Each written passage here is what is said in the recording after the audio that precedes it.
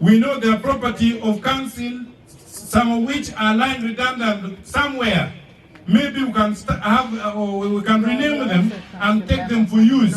If not, part of Kaunda ground, since it is a public land, a section that is being hired out to these NGOs be designated for these special events, because it will, at the end of the day, be one of the most referred to educational center for the entire region.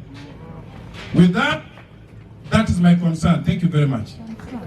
Thank you, the Honorable Maurice Odong, for the very good concerns that you raised. However, before I proceed, I would like to recognize and welcome our brother, the RDC of Bagago, Nadith Nabin Sanok Kidega, for coming. Thank you so much. The Honorable Maurice, you have incited the mayor to speak about something.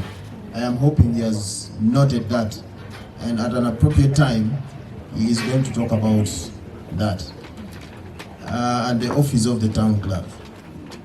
Before I proceed, allow me recognize Mego Ayakiden, First Lady. She is the councillor for representing Labor Line and Vanguard in Daropeche. But also allow me recognize former Deputy RDC of Zombo District, my sister Atim Grace, commonly known as Ulewia. She's also with us. And the very many other people that